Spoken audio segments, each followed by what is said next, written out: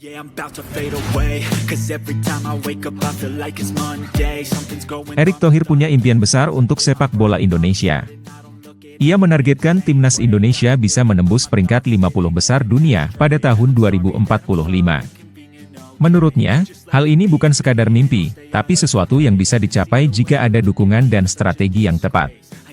Erick melihat potensi besar dalam skuad Garuda, terutama dengan hadirnya pemain keturunan yang memiliki kualitas internasional. Sejauh ini, peringkat terbaik Indonesia dalam ranking FIFA adalah posisi ke-85 pada 21 Oktober 1998. Sejak saat itu, timnas mengalami naik turun prestasi yang cukup signifikan. Erick yakin bahwa jika Indonesia terus melakukan pembenahan di berbagai aspek, bukan hanya posisi ke-85 yang bisa dicapai kembali, tetapi juga melampauinya. Ia menyoroti pentingnya pembinaan pemain muda, kompetisi yang lebih berkualitas, serta infrastruktur sepak bola yang mendukung pertumbuhan tim nasional.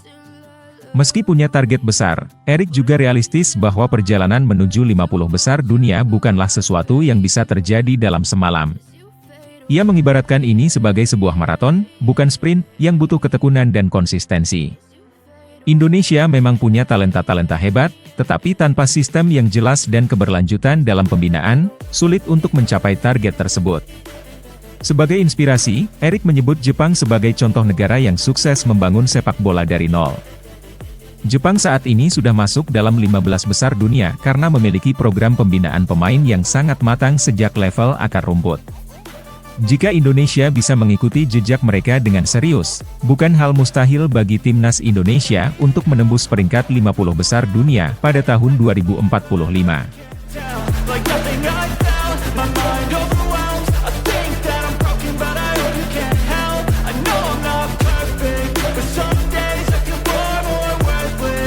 Ole Romeni akhirnya resmi menjadi warga negara Indonesia setelah menjalani sumpah kewarganegaraan.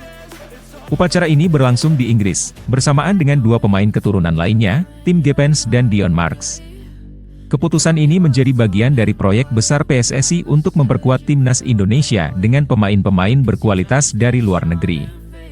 Dengan status barunya sebagai WNI, Romeni kini selangkah lebih dekat untuk mengenakan seragam Garuda dan tampil di laga resmi bersama timnas Indonesia. Meski sudah berstatus WNI, perjalanan Romeni untuk membela timnas masih belum sepenuhnya selesai. PSSI kini harus menyelesaikan proses perpindahan federasi dari KNVB Belanda ke PSSI agar ia bisa bermain di ajang internasional. Proses ini membutuhkan waktu dan dokumen yang lengkap sebelum FIFA memberikan persetujuan resmi. Jika semua berjalan lancar, bukan tidak mungkin Romeni bisa segera bergabung dalam skuad timnas untuk kualifikasi Piala Dunia 2026 zona Asia. Kehadiran Romeni membawa harapan besar bagi sepak bola Indonesia. Sebagai pemain yang berpengalaman di Eropa, ia diharapkan bisa memberikan tambahan kualitas di lini depan timnas. Dengan teknik dan visi bermainnya, Romeni bisa menjadi senjata baru yang memperkuat daya serang Garuda.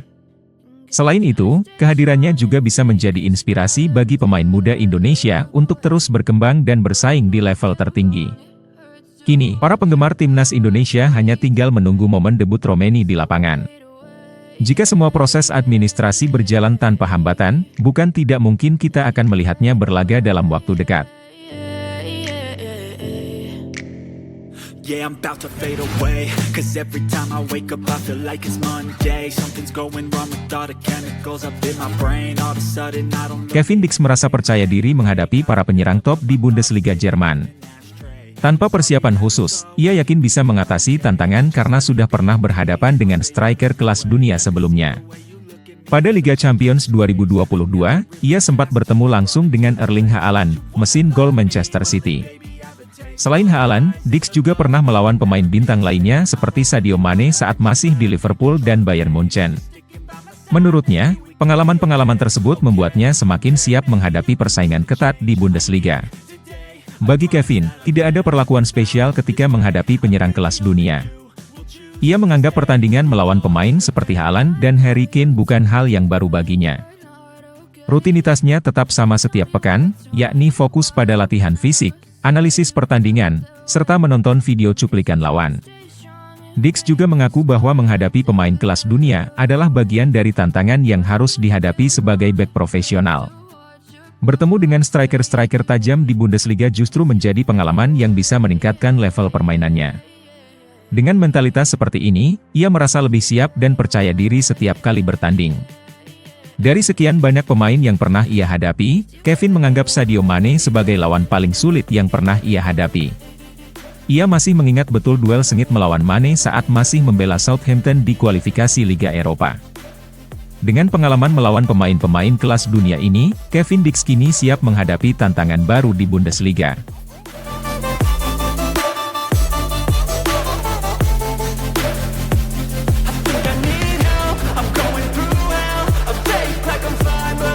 Pelatih Timnas Indonesia Patrick Kluivert memberikan masukan penting terkait desain jersey terbaru skuad Garuda.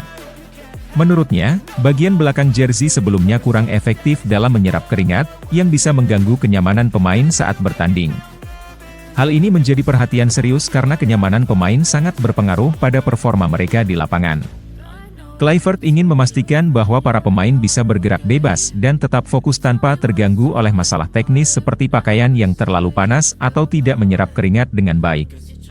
CEO Erspo Muhammad Sadat langsung menanggapi masukan tersebut dengan mengganti material pada bagian belakang jersey. Kini, bahan mesh yang lebih efisien dalam menyerap keringat digunakan untuk menggantikan bahan sebelumnya. Bahan ini diharapkan bisa memberikan kenyamanan ekstra, terutama saat bermain dalam cuaca panas. Meski bagian belakang mengalami perubahan, Sadat memastikan bahwa bagian depan jersey tetap menggunakan bahan Jaguar yang sudah terbukti tangguh. Material ini sudah diuji dalam berbagai kondisi dan mampu memberikan perlindungan optimal di lapangan. Bahan Jaguar juga dikenal kuat dan tahan terhadap suhu panas, sehingga tetap memberikan kenyamanan maksimal bagi pemain. Dengan kombinasi bahan baru dan teknologi terbaru, jersey Timnas Indonesia kini diharapkan lebih nyaman dan fungsional. Perubahan ini menunjukkan bahwa kenyamanan pemain menjadi prioritas utama dalam pengembangan jersey Timnas Indonesia. Dengan desain yang lebih baik dan bahan yang lebih nyaman, para pemain bisa lebih fokus pada pertandingan tanpa terganggu oleh masalah teknis.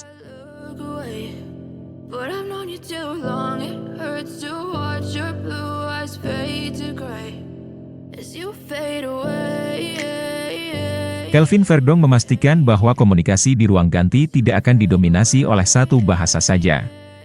Meski pelatih anyar Patrick Kluivert dan beberapa stafnya berasal dari Belanda, Verdong menegaskan bahwa keseimbangan bahasa tetap dijaga. Banyak yang sempat bertanya-tanya apakah dominasi pelatih Belanda akan membuat komunikasi dalam tim menjadi sulit bagi pemain lokal. Namun, Verdong memastikan bahwa semua pemain akan tetap bisa berkomunikasi dengan baik dan tidak ada yang merasa terpinggirkan. Saat ini, Timnas Indonesia dihuni oleh kombinasi pemain keturunan dan pemain lokal yang berkarir di Liga Indonesia. Dengan keberagaman latar belakang ini, komunikasi yang efektif menjadi kunci utama agar semua pemain bisa memahami instruksi dengan jelas. Oleh karena itu, bahasa Inggris dipilih sebagai bahasa utama di ruang ganti. Keputusan ini dianggap sebagai solusi terbaik agar tidak ada kendala komunikasi antara pemain, baik yang berasal dari luar negeri maupun yang sudah lama bermain di Indonesia. Verdong juga menambahkan bahwa penggunaan bahasa Inggris akan memudahkan pemain lokal yang lebih terbiasa dengan bahasa Indonesia untuk tetap memahami arahan dengan baik. Dengan begitu, baik pemain naturalisasi maupun pemain asli Indonesia bisa beradaptasi tanpa kesulitan bahasa.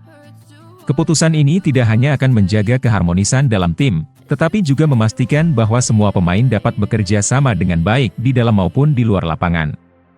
Dengan persiapan matang dan komunikasi yang lancar, Timnas Indonesia semakin siap menghadapi tantangan di level internasional. Kombinasi talenta dari berbagai latar belakang diharapkan bisa membawa Garuda terbang lebih tinggi di bawah asuhan Patrick Kluivert.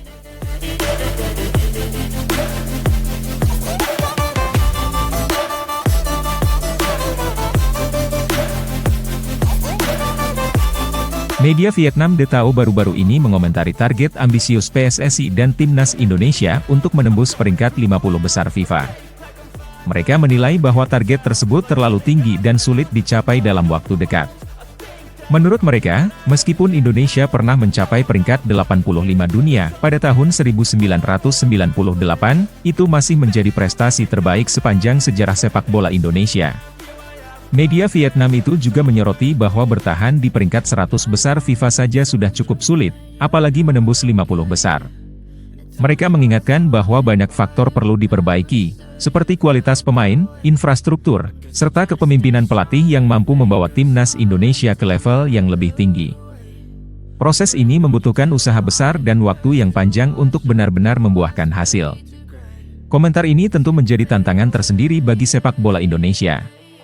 Namun, di sisi lain, hal ini juga bisa menjadi pemicu semangat bagi timnas Garuda untuk terus berkembang.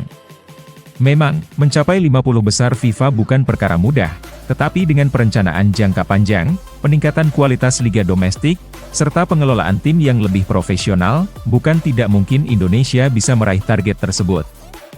Meskipun mendapat kritik tajam, PSSI dan Erick Thohir tetap optimis dengan visi mereka.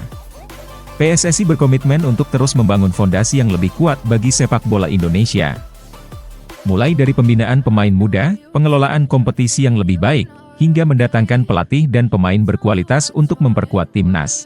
Never said you felt that way. Guess you're trying to stay strong and